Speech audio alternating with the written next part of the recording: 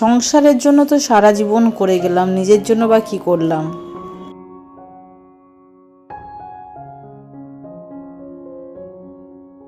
আসসালামু আলাইকুম, welcome back to গ্রামবধূ blog. আপনারা সকলে কেমন আছেন? আই হোপ আপনারা সকলে অনেক ভালো আছেন। আলহামদুলিল্লাহ, আমিও অনেক ভালো আছি।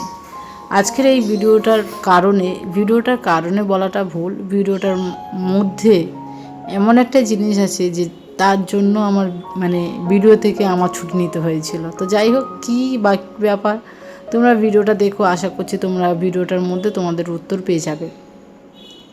এদিকে দেখো, সকালবেলা ঘুম থেকে উঠে ছোটো বাবুকে আদর করছি। আমি জানি না কেন এই জিনিসটা আমার অনেক ভালো লাগে। বাচ্চাদের গায়ে থেকে যে একটা সেন্ট বের হয়, ওই সেন্টটা আমার অনেক ভালো লাগে। আমি সরি, কেউ কিছু মনে করো না প্লিজ, এটা আমার যেটা ভালো লাগে আমি সেটা বললাম। তো ছোটো বাবু যখন ছোট ছিল আমি সারাক্ষণ ওকে শুঁকতে থাকতাম, আমার বেশ ভালো লাগে। কিংবা যে কোনো বাচ্চাকে কোলে নিলে আমার যেন তাদের গায়ে গন্ধটা আমার খুবই ভালো লাগে। তো যাই হোক, স্পেশালি বাচ্চাদের গায়ে গন্ধটা। তো ও ঘুম থেকে উঠে সবার আগে আমার কাছে এসেছে। সিরিন ঘুমাচ্ছিল। সিরিনের যেহেতু আজকে চলে যাবে সিরিন, আর তোমরা তো দেখলে কি হয়েছে। আর ও বড় মাইমা সকালবেলায় এসেছিলো। তোর বড় মাইমা আমাকে বললো যে আমি একটু তোমাকে হেল্প করে যাই। সিরিন যেহেতু চানা খাবে বলেছিল, ঘুম থেকে উঠে ওরা সকালবেলা কিছু খাওয়া দাওয়া না করেই এটাই মাখানো শুরু করে দিয়েছে, এটাই খাবে ওরা। তো যাই হোক, এদিকে চানা তৈরি হচ্ছে। যেহেতু ওর মাইমা চলে যাবে এক্ষুনি, তো বললো যে মাইমা আমি চলে যাব, তুমি একটু আমার চানাটা করে দিয়ে যাও। আর আমি সত্যি কথা বলতে জানি না আমি কোন মেয়ের খাতায় পড়ি। আমি নর্মালি ফুচকা খাই না, কোনো চানা খাই না, এগুলো আমার একদমই পছন্দ নয়। এগুলো থেকে সবসময় আমি দূরে থাকি, কারণ এই জিনিসগুলো আমার সত্যিই পছন্দ নয়। ওরা অনেকগুলো করছে, তোমরা দেখতে পাচ্ছ। এখানে ওর মাইমা একটু বাড়ি নিয়ে যাবে, আর তোমাদের দাদা ভাই আর সিরিন খাবে। তো সেই জন্য করে মাইমা বলে তাহলে আমি করে দিয়ে যাই বলে, ওর মাইমা হেল্প করে দিয়ে ওর মাইমা চলে যাবে এক্ষুনি।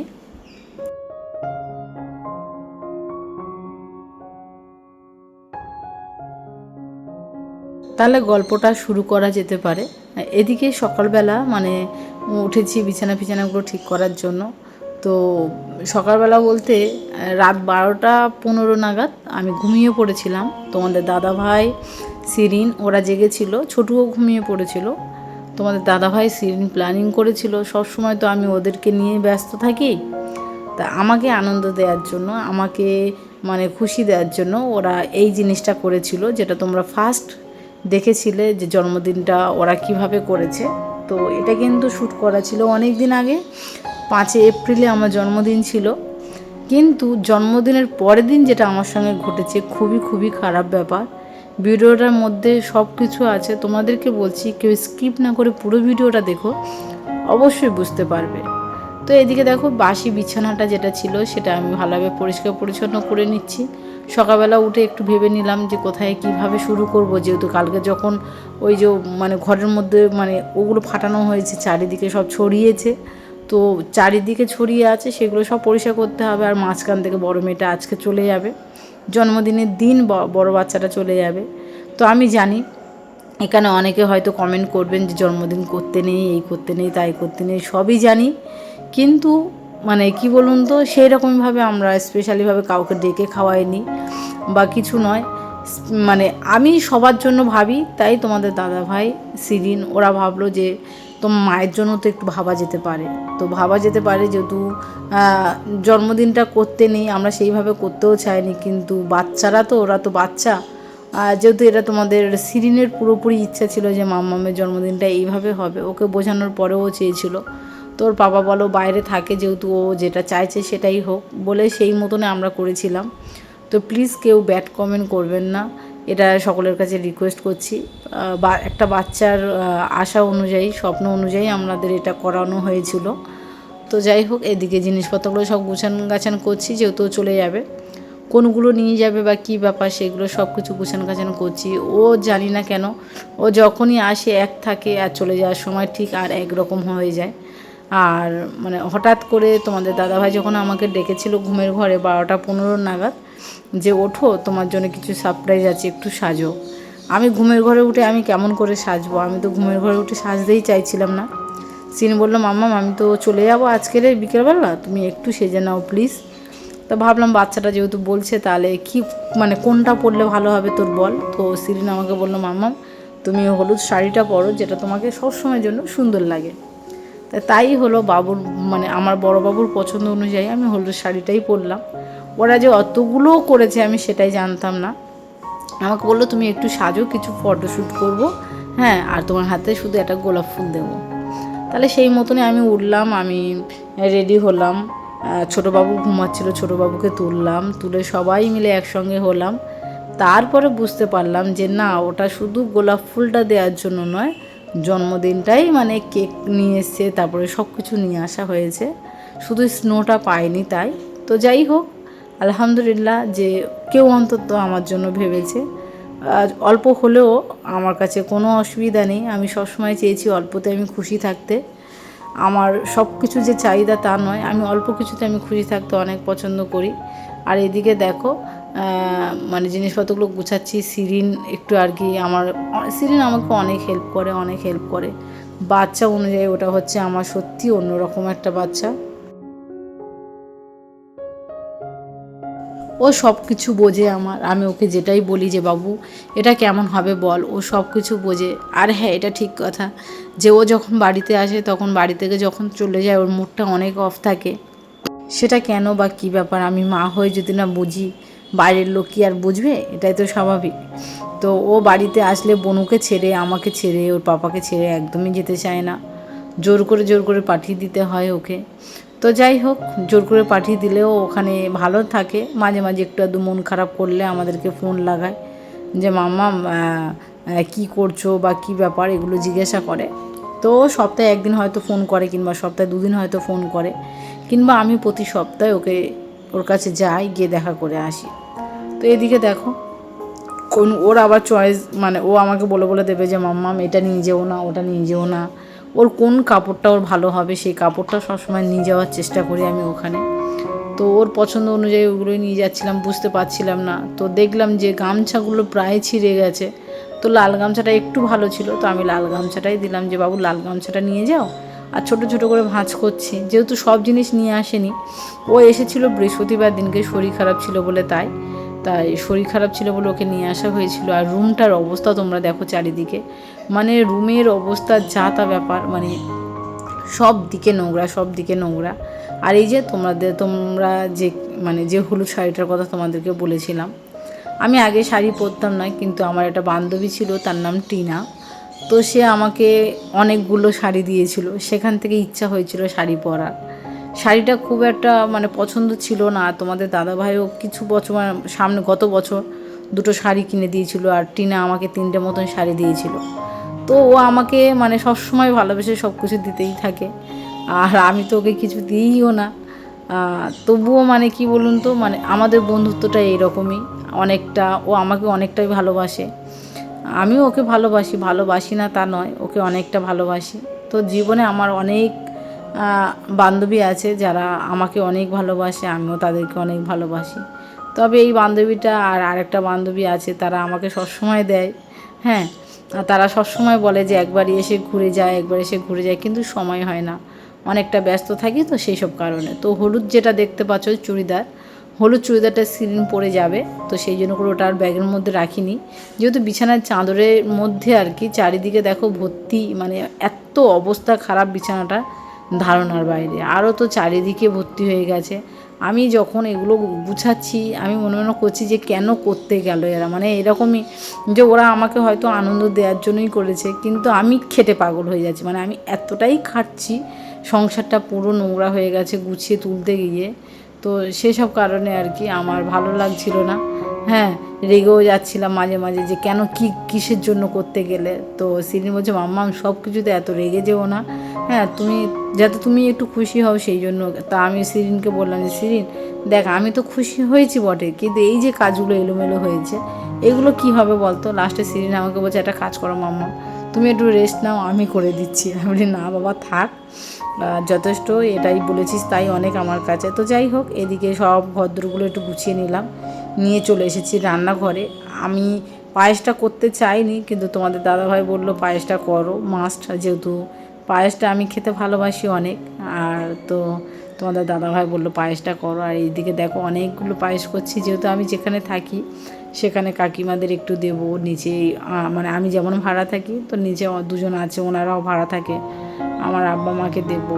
তো এইসব ভেবে একটু বেশি বেশি করে করলাম। পায়েসটা সত্যি খুব সুন্দর হয়েছিল। আমার বুবুরা যখন খাচ্ছিল তখনই বলছিল যে জানিস পায়েসটা খুব সুন্দর হয়েছে। আমি নিজেও বুঝতে পারিনি যে এত সুন্দর পায়েস কবে থেকে সুন্দর মানে রান্না করা শিখলাম আমি। তো যাই হোক, এদিকে পায়েসটা দেখে আমি চলে এসেছি এপারে ঘরটা ঝাঁট দিতে, যেহেতু এবারে খাবে, সিরিন বেরিয়ে যাবে আবার। তো খুব হুটপাটের মধ্যে, তারাদিনে হুটপাটের মধ্যে আর কি ছিলাম। সিরিন যাবে রাত্রেবেলায় যাবে, কিন্তু তার মাঝখানে যে কী খেয়ে আমার এত বড় অসুবিধাটা হয়েছিল সেটা মানে ঘর ঝাঁট দিতে দিতে চলো তোমাদেরকে শেয়ার করি।